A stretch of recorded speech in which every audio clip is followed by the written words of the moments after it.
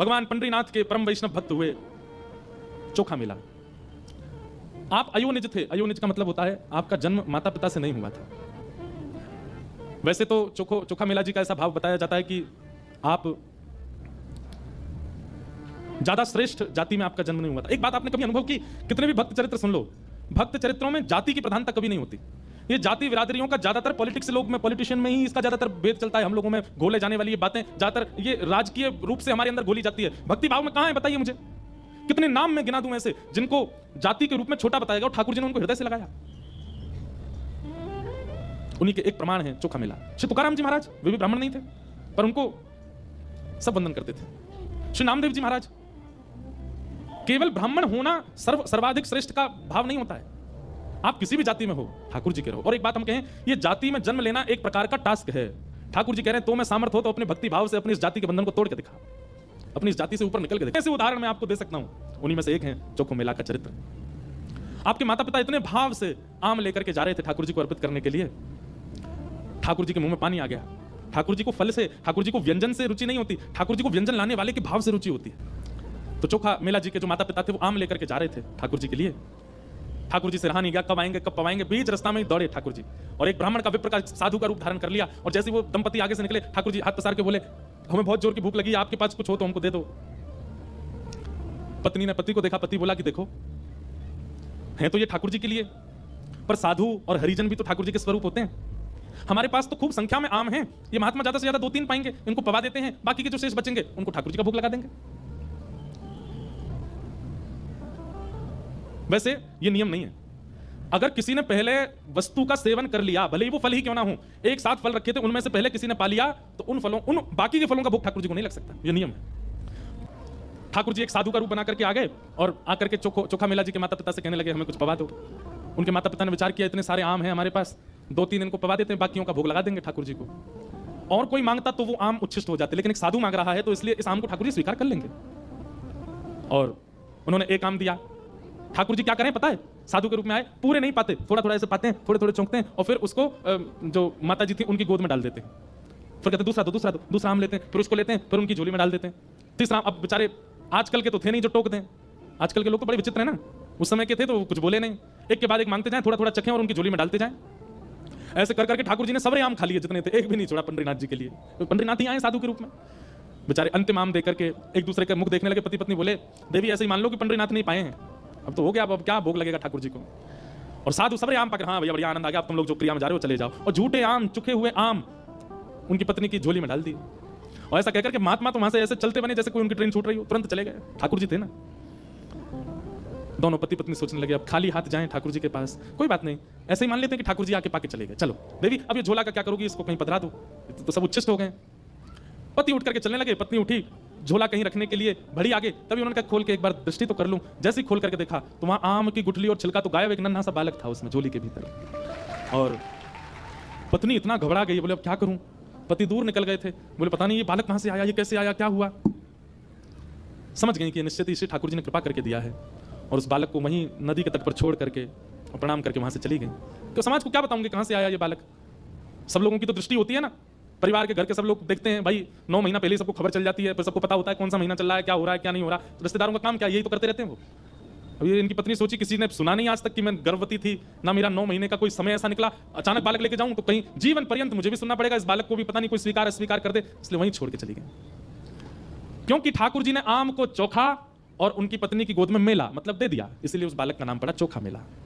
तभी एक सामान्य परिवार के दंपति वहीं नदी के तट पर आए हुए थे, उनके कोई संतान नहीं थी। स्नान करके ठाकुर जी से नित्य कहते थे कि एक हमें बालक की प्राप्ति हो जाए जो ठाकुर जी का परम भक्त हो। तभी उन्होंने देखा कि एक बालक की रोने की आवाज आई, दौड़ करके जाके देखे तो नन्हा सा बालक वो वहां था, मानो पंडरीनाथ भगवान ने ही कृपा करके अपना। अब ये अयोनिज का मतलब क्या होता है, ये माता पिता से जन्मे नहीं है, ये ठाकुर जी से प्रकट हुए हैं। ऐसे कई भक्त हुए हैं जिनका जन्म नहीं हुआ, जो ठाकुर जी की कृपा से ही आए हैं। हमारे श्री हनुमान जी महाराज वे भी अयोनिज हैं, ठाकुर जी की कृपा से ही पधारे। आप धीरे धीरे बड़े हुए, बचपन से ही श्री पंडरीनाथ विठल भगवान के प्रति आपका खूब प्रेम भाव था। कभी कहीं कथा होती, कोई संत दिख जाते, महापुरुष दिखते, तो आप जाकर के दूर से बैठ करके उनका प्रवचन भजन सुनते थे। एक दिन आपको कुछ धन की प्राप्ति हुई तो आपके मन में भाव आया कि मैं पंढरपुर जाऊं और कुछ सामग्री ठाकुर जी को निवेदित करके आऊं। और आपने खूब सारे फल खरीदे और फल खरीद करके लेकर के गए ठाकुर जी को अर्पित करने के लिए। जैसे ही वहां पहुंचे तो मंदिर के सब लोग बोले भैया ये तो दर्शन तो कर सकते हो, अधिकार है सबको, पर तुम्हारे हाथ का चढ़ाया हुआ भोग ठाकुर जी लगाएंगे? जानते हो तुम कौन हो, कैसी बिरादरी से आते हो, कैसे कुल में जन्मे हो, चलो निकलो यहाँ से। चोखा मेला जी ने थोड़ा कह दिया होगा भैया ठाकुर जी ये सब थोड़ी देखते हैं, ठाकुर जी तो भाव देखते हैं, तो फिर लोगों ने थोड़ा सा हाथ भी उनको लगा दिया, थोड़ी सी मारपीट भी कर दी। बेचारे बाहर खड़े खड़े रोते रहे, जय हो विठोबा, अमीरों के ठाकुर हो आप, तो बड़ों के ठाकुर हो, हमारे हाथ की क्यों स्वीकार करोगे। रोते बिलखते चोखा मेला जी वापस चले गए। ठाकुर जी पीड़ा नहीं देख पाते अपने वैष्णव भक्त की। पर मैं एक बात कहता हूं कथा में, देता है कन्हाई जिसे प्रेम की दशा, देता है कन्हाई जिसे प्रेम की दशा, सब विधि उसकी लेता है परीक्षा, हो सब भी उसकी लेता है परीक्षा। भैया आप जाते हैं और आपको अति सहज में श्री पंडरीनाथ भगवान मिल जाते हैं, ना कोई परिश्रम, ना कोई परीक्षा, ना कोई पीड़ा। आपने मन बनाया और तुरंत पहुंच गए पंढरपुर, तो समझो अभी ठाकुर जी, आप तो प्रेम करते हो पर ठाकुर जी अभी शायद प्रेम करते नहीं। ठाकुर जी प्रेम करना प्रारंभ करेंगे तो पता क्या होगा, 1 महीना से प्लान बनना है वृंदावन जाएंगे, वृंदावन जाएंगे। अब तो सब तैयारी हो गई, कपड़े लग गए, सामान लग गया, सब व्यवस्था हो गई। और जैसे ही वृंदावन आने में केवल 3 दिन का समय रहा, वृंदावन जाने की तिथि आ गई। 3 दिन पहले ही कुछ ऐसा होगा कि नहीं जा पा रहे, नहीं बन पा रहा कोई कार्यक्रम।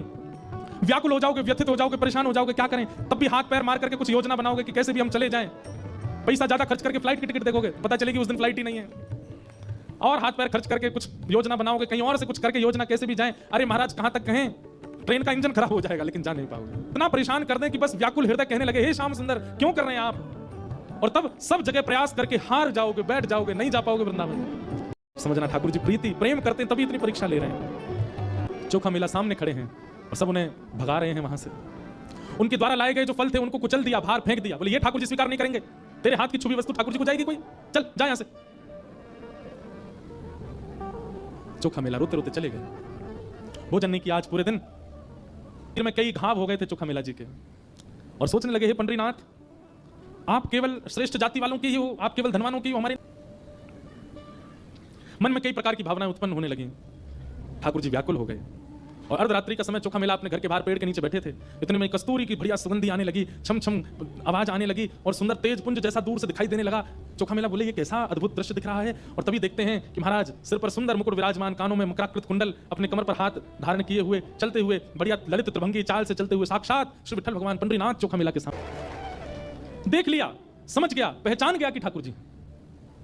पर जैसे एक प्रेम में स्वभाव होता है ना कि प्रेमी पहले कुछ गलत करके फिर मनाने आता है तो दूसरा प्रेमी रूठ के और बैठ जाता है। चोखा मेला ऐसे बैठ गए, देखे ही नहीं रहे ठाकुर जी को। ठाकुर जी बोले चोखा, पहली बार अपना नाम ठाकुर जी के मुख से सुना है, रोंगटे खड़े होने लगे, मन में आनंद हो रहा है पर रूठ के बैठे। मैं कहा करता हूं बंधुओं, जहां प्रेम बहुत किया गया हो वहां रूठना, गुस्सा करना, लड़ना, झगड़ना, थोड़ी नोक-झोंक करना ये अधिकार में आ जाता है, जहां प्रेम अतीत में किया गया हो। ठाकुर जी बोले देख हम आए हैं, बैठाएगा नहीं हमको। दूर से खाट लेकर के आए, चोखा मेला जी लगा दी और ठाकुर जी उस पर बैठ गए, लेकिन मुंह फेर के बैठे चोखा मेला। ठाकुर जी बोले ये चोखा मेरी ओर नहीं देखेगा, मुझसे बात नहीं करेगा, कुछ नहीं बोले। ठाकुर जी अपने मस्तक पर लगे हुए चंदन को थोड़ा थोड़ा लेकर के चोखा मेला के जहां जहां लगी थी वहां वहां अपने अंग का चंदन लगा रहे हैं अपने हाथ से। ठाकुर जी हाथ ऊपर करते रहे, यहां भी लगी है, वहां भी लगा रहे, तेरे पैरों में भी लगी है, पैर जैसे छूने लगे। चोखा नहीं आप ऐसा मत कीजिए नाथ, आप पधारे हैं, वो कृपा है। लिपट गए ठाकुर जी से। ठाकुर जी बोले तू इतना नाराज क्यों हो गया। बोले नाथ ऐसा व्यवहार, मैं कितने भाव से आपके लिए फल लेके आया था। आप ये हमेशा आपके पास रहने वाले इन लोगों को आप क्यों नहीं समझाते हो कि आप तो प्रेमियों के हो। ठाकुर जी बोले मैं गीता में कहता हूं ये यथामाम प्रपद्यन्ते ताम तथैव भजाम्यहम्, मुझे जो जैसे बचता मैं उसको वैसे ही मिलता हूं। ये लोग मुझे पाषाण मानते हैं, ये लोग मुझे मूर्ति मानते हैं, ये लोग मुझे पत्थर मानते हैं, इसलिए ना इनके आगे मैं बोलता हूं, ना चलता हूं, ना खाता हूं, ना कुछ नहीं करता, ऐसे खड़ा रहता हूं। लेकिन तुम मूर्ति नहीं मानता इसलिए तेरे लिए चल के आ गया। जना भाई मुझे मूर्ति नहीं मानती, उसके हाथ से खाने जाता हूं मैं। ये नामदेव तुकाराम मुझे मूर्ति नहीं मानते, इसलिए उनके साथ खेलता हूं मैं। अब इन लोगों को कौन समझाए, ये लोग सब मुझे मूर्ति मानते हैं तो मैं भी इनको मूर्ति ही मानता हूं। ठाकुर जी क्या कह रहे हैं गीता में कि मुझे जो जैसे बचता मैं उसको वैसे ही मिलता हूं। जो ठाकुर जी के प्रति पाषाण बुद्धि रखता है, ठाकुर जी उस व्यक्ति के प्रति भी पाषाण बुद्धि रखते हैं। फिर वो व्यक्ति कहता है ना हे ठाकुर जी मेरे जीवन में बहुत कष्ट संकट आ रहे हैं, ठाकुर जी भी कहते होंगे पाषाण को कोई कष्ट संकट नहीं होता, तू पाषाण ही तो है। ठाकुर जी को अनुभव ही नहीं होता कि हम भी चैतन्य हैं। जब हम ठाकुर जी के प्रति चैतन्य का भाव रखेंगे तो ठाकुर जी को भी लगेगा कि ये भी चैतन्य है। और जैसे चोखा मेला के अंग पर लगे हुए पीड़ाओं को ठाकुर जी अपने चंदन से ठीक कर रहे हैं, वैसे हमें भी करेंगे। हमने ठाकुर जी को मूर्ति माना, ठाकुर जी भी हमको मूर्ति मान करके खूब सारे कष्ट दे देते हैं जीवन में। फिर हम कहते हैं ठाकुर जी इतनी पीड़ा, इतना कष्ट। ठाकुर जी कहते हैं पत्थर को कोई कष्ट थोड़ी होता बेटा। अब चल तू एक काम कर, मैंने सुबह से कुछ खाया नहीं है, कुछ खिला। बोले आपका तो मंदिर में 8 बार भोग लगता है, क्यों झूठ बोल रहे हो, कुछ नहीं पाया। बोले नहीं आज मेरे भक्त को पीड़ा दी गई थी इसलिए मैंने उपवास किया, मैंने नहीं पाया, मैंने कुछ नहीं पाया चोखा। तूने भी कुछ नहीं पाया ना, चल कुछ लेके आ, पाएंगे। फल लेकर के आए, चोखा ठाकुर जी के आगे धर दिया। ठाकुर जी प्रेम से पावे और जैसे फल पाते हैं, फल का जो अंतिम भाग रह जाता है खत्म होने वाला, उसको चोखा को अपने हाथ से खिला देते। अपना अधरामृत का सुंदर फल, नेत्र सजल हो गए चोखा मिला के। कुछ फल बच गए थे तो ठाकुर जी उनको लेकर के अपने फेंट में बांधने लगे। चोखा बोले, ठाकुर जी ये फल आप कहां ले जा रहे हो? यहीं पा लीजिए। कहां लेके जा रहे हो? और फेंट में क्यों रख रहे हैं आप? ठाकुर जी बोले,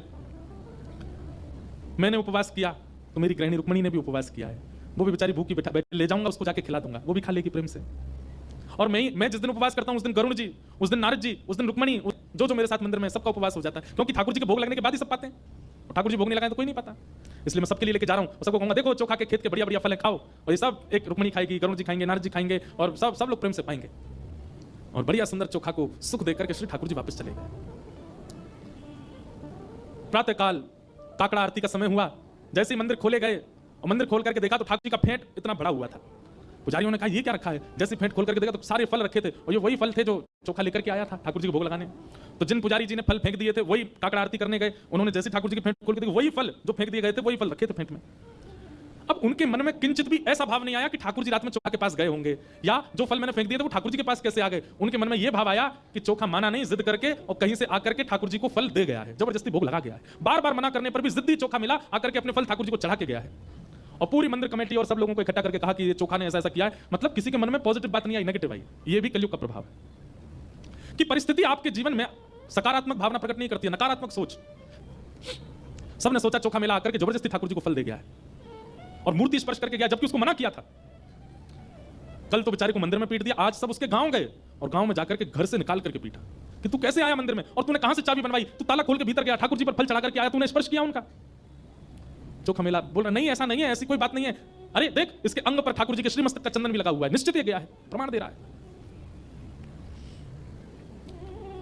बेचारे चोखा मिला की स्थिति दयनीय कर दी और लौट करके सब पुजारी पंडा और सब समाज के लोग, इससे कोई आप ये मत सोचना कि पुजारियों की निंदा की जा रही है। उस समय पर उस काल में ऐसी विचारधारा वाले लोगों की निंदा हो रही है, आप पुजारियों के प्रति कुदृष्टि मत रखना।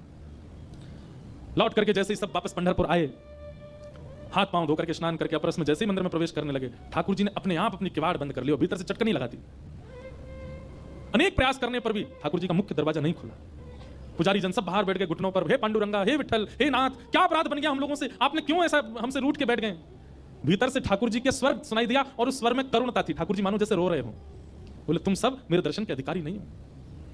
अरे बेचारा मेरा भक्त चोखा मिला आया और आकर के फल लेकर के आया, तुमने यहां फेंक दिए, तो मुझे दया आ गई, मैं रात्रि उसके घर गया, उसके शरीर पर घाव देख करके अपना चंदन लगाया, उसके घर के उसके खेत के उपजाए हुए फल खाकर के आया, रुक्मणी जी के लिए लेकर के आया, फेंट में बंदे देख करके तुम्हारे मन में किंचित भाव नहीं आया कि इतनी सुरक्षा में मंदिर में कैसे आ जाएगा चोखा मिला। मैं गया था उसके पास और तुम लोगों ने उसको इतनी पीड़ा देकर के आए। तुम लोग मेरे दर्शन के अधिकारी नहीं हो। आज से लेकर के पृथ्वी के अंत तक मैं वचन लेता हूं कि अब मैं किसी को दर्शन नहीं दूंगा, मैं ऐसे ही बैठा रहूंगा भीतर। थर थर कांपने लगे सब पंडा पुजारी, दंडवत करने लगे, हे पांडुरंगा, आप जो कहेंगे, आप कहेंगे कि हम चंद्रभागा में कूद करके प्राण त्याग दें तो हम सब प्राण त्याग देंगे, आप जो दंड कहेंगे वो सब स्वीकार है, पर इस प्रकार का कठोर आप व्रत मत लीजिए दर्शन देने का। जीवों का कल्याण कैसे होगा कलयुग में? आप प्रायश्चित बताइए, आप दंड बताइए, हमें क्या करना है। ठाकुर जी बोले जिस पालकी में हमारी सवारी निकलती है वो पालकी सजाओ और पालकी लेकर के चोखा मेला के पास जाओ और चोखा मेला को बढ़िया सुंदर तैयार करके उसका मल्लम पट्टी कर देना, उसका सुंदर श्रृंगार करना, उसको इत्र लगाना और जैसी पोशाक मेरे को धारण होती है वैसी पोशाक उसको धारण करा के मेरी पालकी में विराजमान करके, और तुम सब अपने कंधा पे उठा करके जब उसको यहां लाओगे तब मेरे दर्शन खोलेंगे, नहीं तो नहीं खोलेंगे। सब पंडा पुजारी सुंदर जल चंद्रभागा का कलशों में लेकर के, इत्र लेकर के, चंदन लेकर के, पोशाक पीतांबरी लेकर के, पाग लेकर के, पालकी सजा करके लेकर के चोखा मेला के पास गए। चोखा मेला बेचारे डरने लगे, अब क्यों मारने आए हो, मैंने क्या किया। बोले नहीं, सब चरणों में हो गए, बोले तुमको तो पांडुरंग प्रेम करते हैं।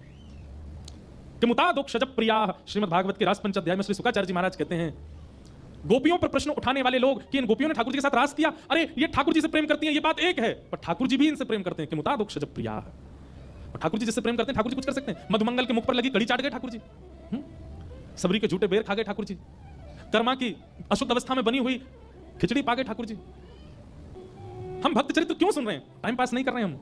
ऐसा प्रेम जैसा तुकाराम जी के चित्त में, जनाबाई के चित्त में, सूरदास गोविंद दास के चित्त में, वैसा एक छींट हमारे चित्त पर पड़ जाए ठाकुर जी के लिए, वैसा प्रेम प्रकट हो जाए। चोखा मेला को तैयार करके पालकी में विराजमान करके जैसे ही ठाकुर जी के सन्मुख लेकर के आए, चोखा मेला के आते ही ठाकुर जी ने अपने आप अपने द्वार खोल दिए और सामने चोखा मेला खड़े हैं। ठाकुर जी प्रेम से प्रसन्न होकर के दर्शन दे रहे हैं। नामदेव जी महाराज इस छवि का दर्शन कर रहे थे। चोखा मेला रथ अपनी पालकी से उतर के दौड़ करके गए ठाकुर जी को जैसे अंक में भरा, भगवान प्रतिमा से प्रत्यक्ष हो गए और प्रत्यक्ष होकर के चोखा मेला को अपने हृदय से लगा दिया। आज भी उनकी समाधि वहाँ ठाकुर जी के बिल्कुल मंदिर के द्वार के सामने ही बनी हुई है। और कहते हैं आज भी ठाकुर जी की पालकी जाती है उनके गाँव। ठाकुर पूरी दुनिया में भक्त आते हैं ठाकुर जी के पास, ठाकुर जी जाते हैं भक्त से मिलने। ऐसे हमारे श्री पांडुरंग, ऐसे हमारे श्री ठाकुर जी बड़े प्रेम और भाव से विराज रहे हैं, आनंद करा रहे हैं।